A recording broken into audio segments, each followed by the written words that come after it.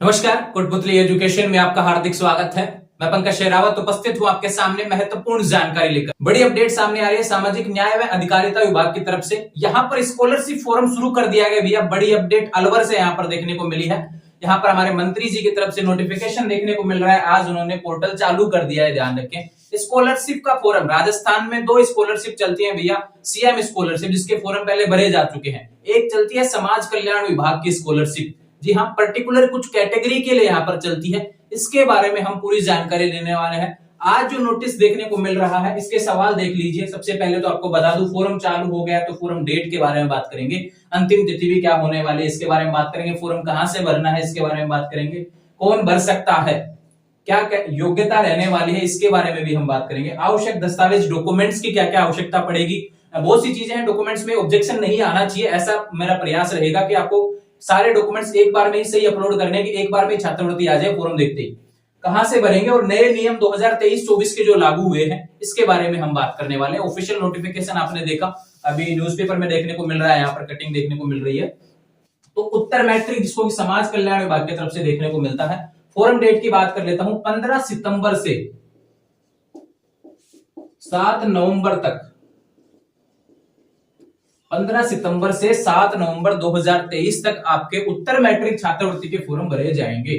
Form कहां से भरना है, इस सवाल का जवाब यहां पे दे देते हैं। पहले एसएसओ आईडी पर,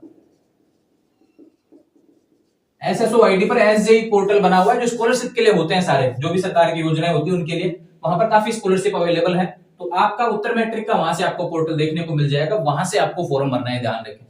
ये बात हो गई फॉर्म कहां से भरना है। लेकिन फॉर्म कौन भर सकता है इसके बारे में हम बात करेंगे। तो पर्टिकुलर यहाँ पे कुछ कैटेगरी फिक्स है भैया, कि एससी और एसटी, एससी और एसटी के तो सभी विद्यार्थी आवेदन कर सकते हैं। लेकिन मैं बात करता हूं एक और क्राइटेरिया के बारे में। राजस्थान के वे विद्यार्थी जो रेगुलर है, चाहे प्राइवेट कॉलेज हो चाहे सरकारी कॉलेज हो, यूजी कर रहे हो पीजी कर रहे हो, योग्यता में लिख लीजिए यूजी कर रहे हो पीजी कर रहे हो, बीएड हो, कोई सा भी बीएड हो, ध्यान रखें, बीएसटीसी हो, आईटीआई हो, ये सभी कोर्स जो अवेलेबल है, ध्यान रखें। आपके कॉलेज से भी संपर्क कर लेंगे, यह सभी कॉलेजों में चलता है स्कॉलरशिप वाला फोरम। तो यूजी पीजी में आ गया, बीए बीएससी बीकॉम भी आ गया, एमएससी एमकॉम भी आ गया, बीएड भी आ गया, बीएड में सारे बीएड आ गए। यहाँ पर बीएसटीसी की बात कर लेते हैं और आईटीआई की बात कर लेते हैं। अब काफी विद्यार्थी कहेंगे बीएसटीसी वालों का तो अभी रिजल्ट ही आना बाकी है, काउंसलिंग होना बाकी है, तो कोई दिक्कत नहीं है। फोरम डेट भी बहुत देर तक दी है यहाँ पर, है ना, 7 नवंबर तक यहाँ पर डेट दी गई है। तो आपका सारा प्रोसेस यहाँ पे कंप्लीट हो जाएगा तब तक, और फिर आप फॉर्म लगा पाएंगे। अब बात करते हैं कौन भर सकता है। एससी एसटी हुआ, ओबीसी, लेकिन ओबीसी में क्या है कि बीपीएल दिया है यहाँ पर, ये ध्यान रखें। ओबीसी में बीपीएल वाले ही आवेदन कर सकते हैं। एक है एसबीसी, एक है ईबीसी, एक होता है डीएनटी। तो इस तरीके से कुछ कैटेगरी है जो आपको स्क्रीन पर देखने को मिल रही है ऑफिशियल नोटिफिकेशन में, ये ध्यान रखें। इन सभी कैटेगरी के विद्यार्थी आवेदन कर सकते हैं, चाहे लड़का हो चाहे लड़की हो, सभी आवेदन कर सकते हैं, ध्यान रखें। आवश्यक दस्तावेज की बात करूंगा, उससे पहले मैं इसमें जो क्राइटेरिया एक और दिया है कि 2.5 लाख रुपए वार्षिक आय, जो आपकी आय प्रमाण पत्र जो बनने वाला है वह 2.5 लाख रुपए तक का होना चाहिए, ध्यान रखें। उसमें आपकी आय सीमा 2.5 लाख रुपए से अधिक नहीं होनी चाहिए। अगर अधिक हुई तो आपको छात्रवृत्ति दे नहीं होगी। तो ध्यान रहे, 2.5 लाख रुपए से कम का आपको आयकर बनवाना है। ये बात होगी इसके आयकर से रिलेटेड। तो ये ध्यान रखें, आवश्यक दस्तावेज में सबसे पहले तो क्या लिखेंगे आप, आयकर। सबसे इंपॉर्टेंट चीज है आयकर, यही देखा जाएगा, उसके बाद में आपका फॉर्म भरा जाएगा, ध्यान रखें। ये बात होगी एससी एसटी ओबीसी गुमंतु डीएन2, ये सारी जो कैटेगरी है उनके बारे में मैंने आपको स्क्रीन पर दिखाई दिया है।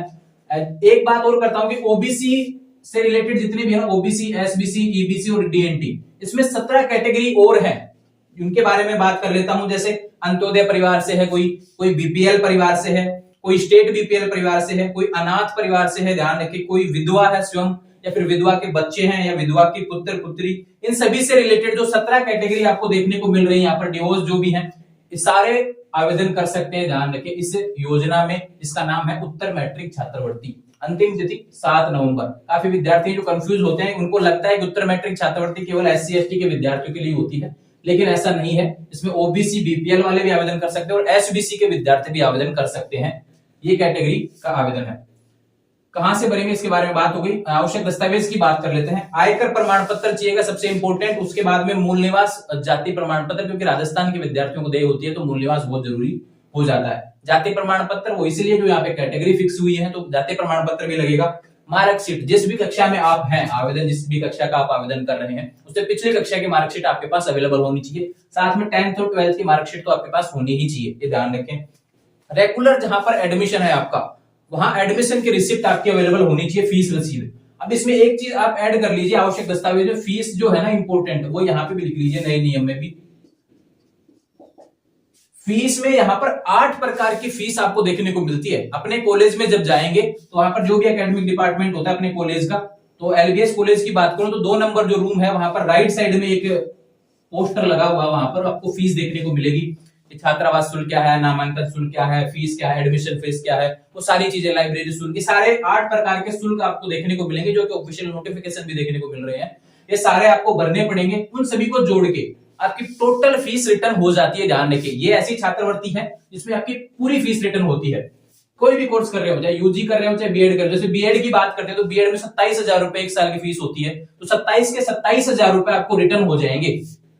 वो फॉर्म भरना है आपको उत्तर मैट्रिक छात्रवृत्ति का। लेकिन सीएम स्कॉलरशिप की बात करें तो मात्र 5,000 रुपए मिलते हैं, चाहे 1 लाख रुपए दे रहे हो चाहे 5,000 रुपए दे रहे हो, आपको 5,000 रुपए मिलते हैं। लेकिन उत्तर मैट्रिक छात्रवृत्ति में आपकी पूरी फीस रिफंड होती है। ध्यान रखिए, चाहे 30,000 दे रहे हो चाहे 50,000 दे रहे हो चाहे 5,000 दे रहे हो, तो ये बात होगी फीस से रिलेटेड। तो आपको टोटल डाटा सही भरना है, कहीं पे भी गलती नहीं करनी है। एलबीएस कॉलेज के विद्यार्थी तो इंस्टाग्राम पे जुड़ जाएंगे, वहां पर मैं पोस्ट भी करने वाला हूँ पेज जो है जिसमें सारी फीस के बारे में जानकारी दी हुई है कि कौन कौन सी फीस आपको कैसे भरनी है, वो सारी चीजें आपको देखने को मिल जाएंगी। इंस्टाग्राम चैनल का लिंक डिस्क्रिप्शन में दिया है, वहां से ज्वाइन कर लेंगे। तो एक जनाधार और आधार कार्ड, ये सारे डॉक्यूमेंट्स में अवेलेबल होना चाहिए। तो डॉक्यूमेंट से रिलेटेड भी चीजें मैंने आपको बता दी हैं। नए नियम में यही है कि फीस आपकी सही भरनी चाहिए। एक जो आपका बैंक का जो डाटा है वह खुद का होना चाहिए। ध्यान रखें, कोशिश करनी है कि खुद का आपका बैंक अकाउंट होना चाहिए, सबसे पहले उसी में आने के चांस रहेंगे। नहीं तो फिर वो ट्रेजरी में जो डिपार्टमेंट होते हैं वहां पे अटकती रहती है। ध्यान रखें छात्रवृत्ति, और आपको जाके वहां पे सही करवाना पड़ेगा, चेंज करवाना पड़ेगा, तब आपके अकाउंट में आएगी। तो इसलिए खुद का अकाउंट होगा तो आपके अकाउंट में सबसे पहले छात्रवृत्ति देखने को मिल जाएगी।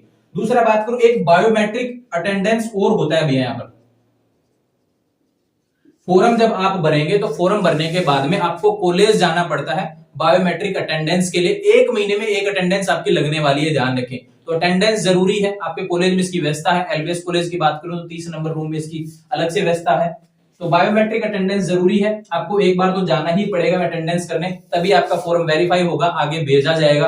तो ध्यान रहे, फॉर्म भरने के बाद भी 5-7 दिन बाद में अपने कॉलेज चले जाएंगे और बायोमेट्रिक अटेंडेंस भी लगा देंगे। तो ये अपडेट है यहाँ पर। इसे उत्तर मैट्रिक छात्रवृत्ति को लेकर काफी सवाल आ रहे थे काफी समय से, क्योंकि सीएम स्कॉलरशिप के फॉर्म जा चुके हैं, यहाँ पर डेट भी जा चुकी है और इस स्कॉलरशिप के फॉर्म अब शुरू हुए हैं। इसका देरी का कारण यह था क्योंकि बीएड के अभी तक, और बीएड और बीएसटीसी मैन होता है क्योंकि इसमें, और आईटीआई के भी एडमिशन अभी चल रहे हैं। तो यहाँ पर क्या है, प्रॉपर फीस अधिक इन्हीं की होती है। यूजी पीजी की तो फिर भी फीस कम होती है, लेकिन बीएड बीएसटीसी और आईटीआई जब तक इनका एडमिशन नहीं हो जाता तब तक क्या है कि इसका जो फॉर्म है चालू होने में देरी होती है। अब फाइनली यहाँ पर फॉर्म चालू हो गया है। 7 नवंबर अंतिम तिथि है, काफी समय है आपके पास में, फॉर्म भरना है। ध्यान रखें, कहीं कोई दिक्कत आए तो कमेंट कर देंगे या फिर इंस्टाग्राम के माध्यम से जुड़ जाएंगे। आने वाले समय में सारी अपडेट्स आपको मिलती रहेंगी। ध्यान रहे, एसएसओ आईडी पर इसके सारे नोटिफिकेशन अवेलेबल होते रहते हैं। फॉर्म जब आप भरेंगे तब आपको एप्लीकेशन जो स्टेटस है दिखाता रहता है सारी चीजें। फॉर्म आपने भरा, भाई फॉर्म भरा गया, आपका चेक हुआ, कॉलेज स्तर पर चेक हो गया, फिर उसके बाद में डिपार्टमेंट की तरफ से चेक हो गया। अगर कोई डॉक्यूमेंट्स में कोई दिक्कत आई है तो आपको लिखा आ जाएगा वहां पे, ये चीज दोबारा से अपलोड करो। तो सारी चीजें आपको एसएसओ आईडी के माध्यम से अवेलेबल होती है। कहीं पे भी आने जाने की आवश्यकता नहीं है, किसी मित्र के चक्कर काटने की आवश्यकता नहीं है,